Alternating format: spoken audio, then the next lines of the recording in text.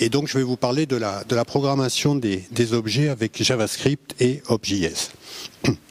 En fait, tout ceci a commencé par des discussions avec des chercheurs, des ingénieurs, des médecins qui étaient roboticiens, qui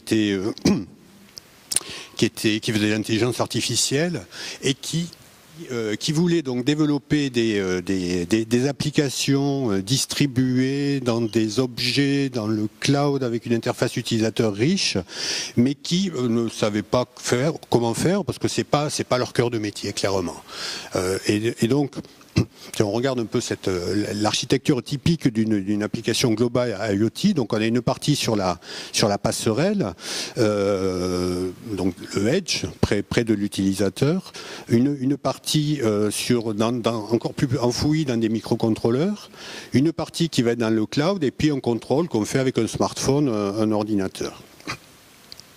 Donc tout ça, c'est complètement hétérogène. Les plateformes ont des capacités, des méthodes de calcul, des langages et des outils, tout ça c'est très différent l'un de l'autre. Et puis c'est très complexe aussi, parce qu'une architecture distribuée de ce type, c'est pas facile à mettre en œuvre, c'est essentiellement asynchrone, mais il faut quand même synchroniser.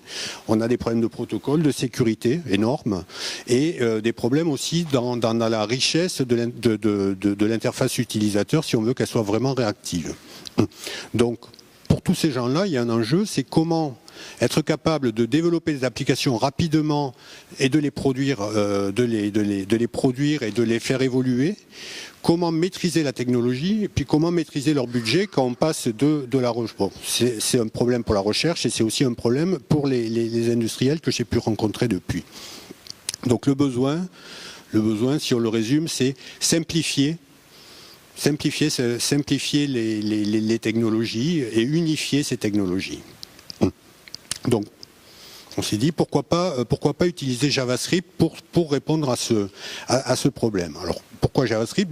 D'emblée, c'est le standard sur les clients web.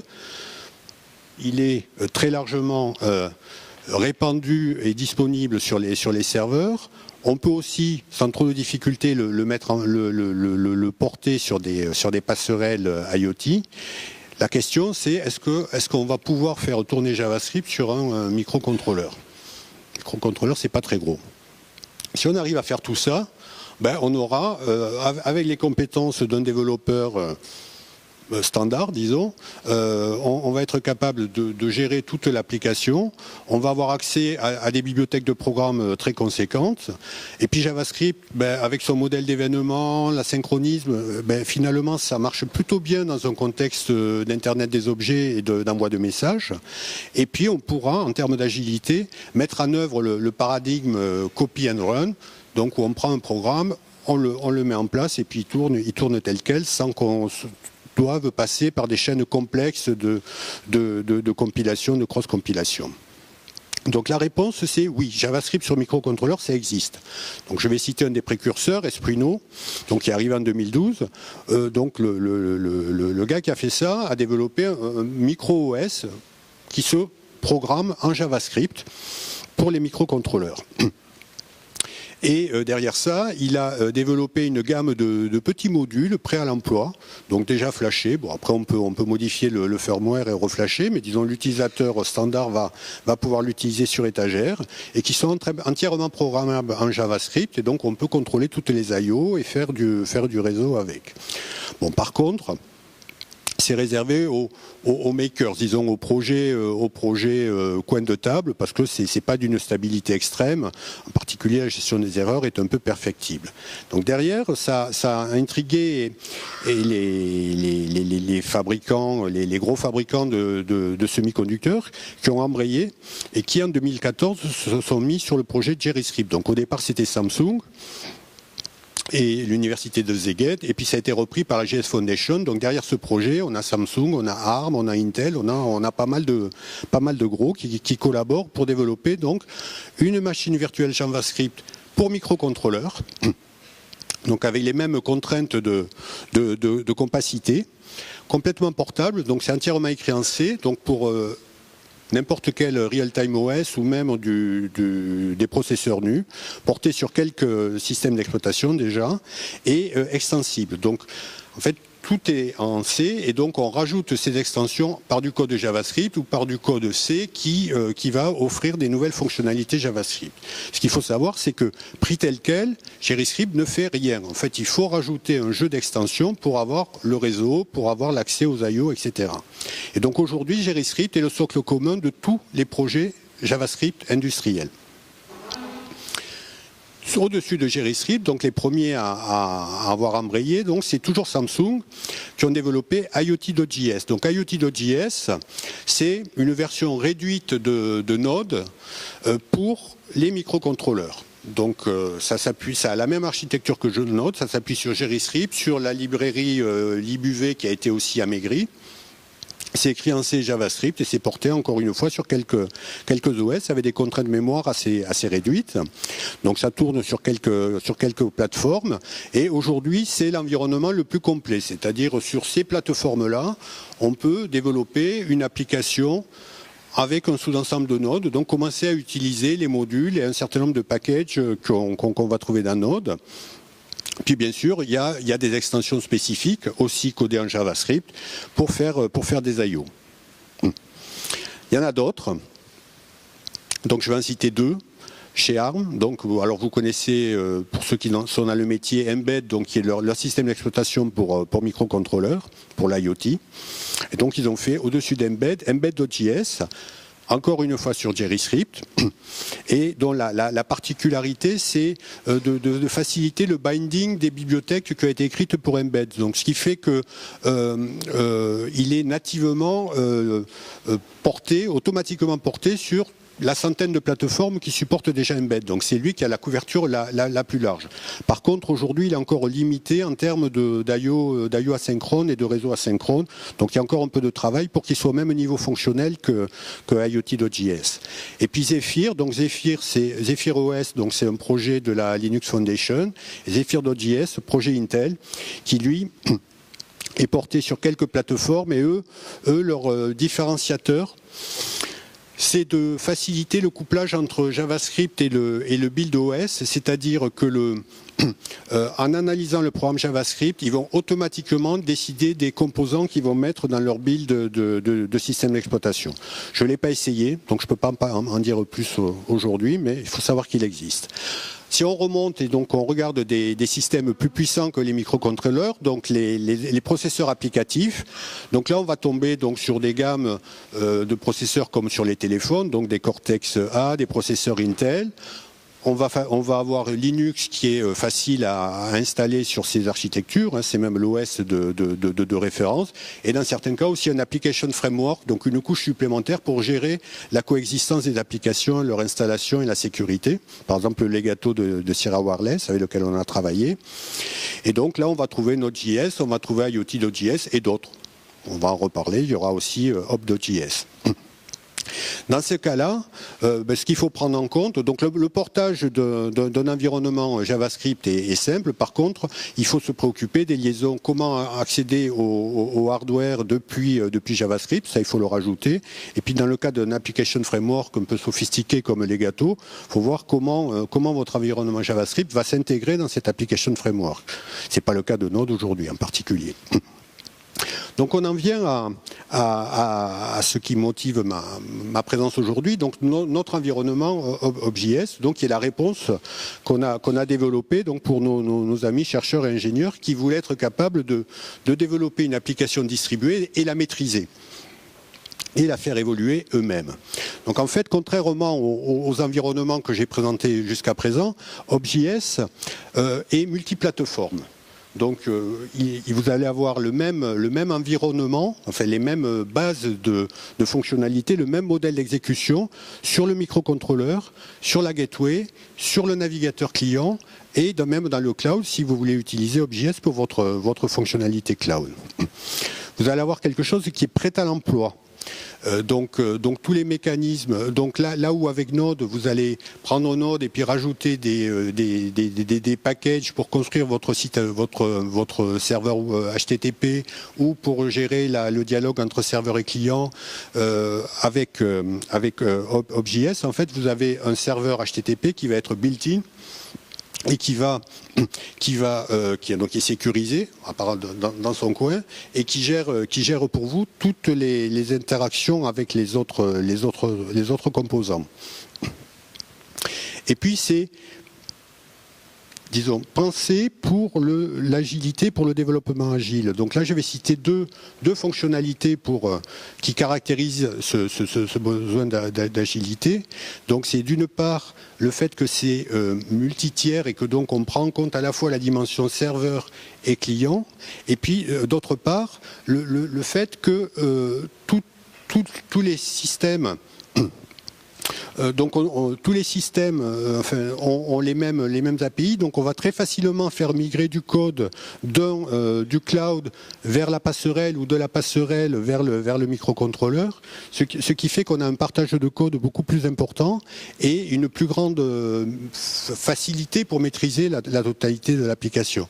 Et puis on va développer par fonctionnalité, c'est-à-dire dans une application qui existe déjà, l'ajout d'une fonctionnalité va se faire sans avoir à intervenir sur le protocole entre client et serveur, sans avoir à intervenir sur le routage des requêtes lorsqu'elles arrivent sur le serveur. Il y a tout un tas d'opérations qui sont implicites, qui sont gérées par le système et qui font que appeler une fonction depuis le microcontrôleur vers la passerelle, c'est aussi simple que d'appeler une fonction distante.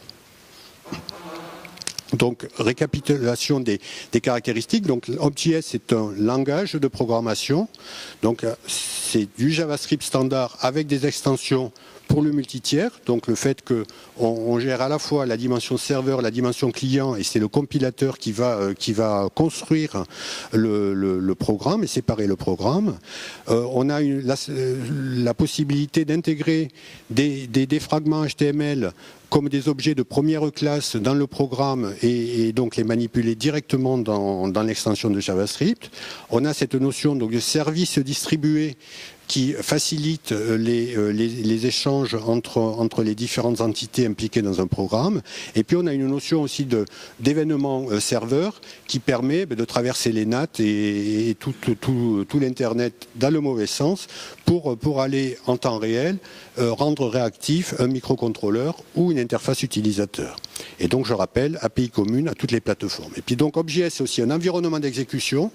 Donc, dans des environnements suffisamment puissants, donc de type Linux, POSIX, on va avoir l'environnement serveur complet avec son moteur JavaScript multi-instance, donc qui supporte des workers JavaScript, avec donc le serveur HTTP qui est natif, des WebSockets, un support des WebSockets natifs et un compilateur intégré, donc pour construire le programme multitiers et aussi pour compiler vers du binaire si tel est votre choix.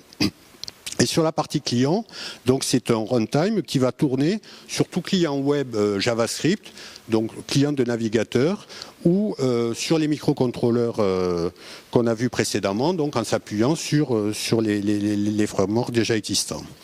En termes d'interopérabilité, donc ça c'était vraiment important pour nous de pas être tout seul, mais bien de profiter de tout l'écosystème JavaScript. Donc on supporte toutes les API de Node.js, donc un programme, enfin une bibliothèque écrite pour NPM va fonctionner dans la plupart des cas directement sur OBJS. Et puis on est compatible aussi avec, enfin on a une compatibilité d'assez bas niveau avec les environnements JavaScript existants, ce qui fait que un framework client sur navigateur a priori va fonctionner aussi harmonieusement avec OBJS. Et enfin, lorsqu'on s'adresse à des services cloud tiers, parce qu'on n'a pas la prétention de remplacer tous les services cloud de la planète, mais plutôt de travailler, disons, dans le personal cloud.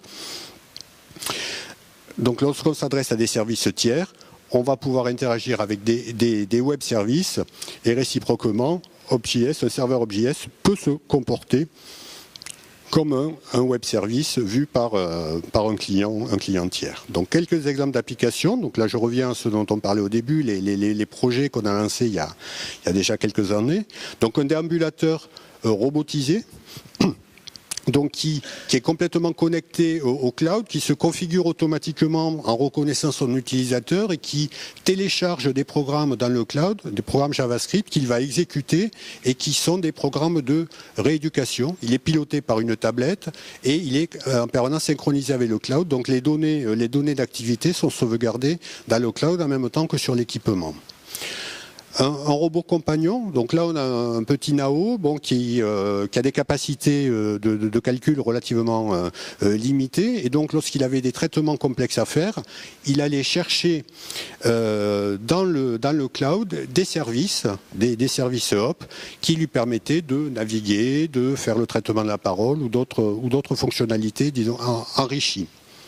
Et enfin, avec l'université de Nice et une équipe INRIA, on a développé donc des applications front-end de suivi d'activité de patients. Donc les chercheurs donc ont des systèmes d'analyse d'images donc par intelligence artificielle, et donc nous on a rajouté tout le traitement des données jusqu'à la présentation aux médecins. Donc ça c'est fait en partenariat avec un certain nombre d'institutions. Donc notre roadmap. Donc aujourd'hui, Hop a déjà quelques années. Donc Hop.js est disponible pour Linux, pour PC, pour Raspberry Pi, donc Single Board Computer. Donc vous pouvez le télécharger sur GitHub et l'utiliser. Donc c'est un programme qui est GPLv2. Sur les microcontrôleurs, donc on a une implémentation sur des microcontrôleurs de ST, donc avec qui on a démarré un partenariat il y a quelques mois, et aussi sur les passerelles IoT de Sierra Wireless. Donc dans ce cas-là, Hop est intégré à l'environnement applicatif de Sierra Wireless, et donc et un certain nombre d'autres plateformes en prévision. Donc si vous êtes intéressé sur cette partie-là, sur microcontrôleur ou passerelle, donc là je vous invite à me contacter. Et à venir, donc, on travaille sur un développeur studio pour faciliter le développement, le test, la simulation et le déploiement de composants applicatifs, et aussi sur des bibliothèques de composants logiciels métiers qui viendront encore faciliter le développement d'applications. Voilà. Et puis, dernière chose, on recrute. Donc, Hop.js aujourd'hui, c'est une start-up. Donc avec un business model qui sera du high licensing, donc GPLv2 d'une part et licence commerciale, et des composants additionnels, donc qu'on va s'efforcer de développer dans les mois et les années à venir, en ciblant le marché des entreprises qui développent, et aussi des fabricants de semi-conducteurs qui vont intégrer notre technologie dans leur offre matérielle. Je vous remercie.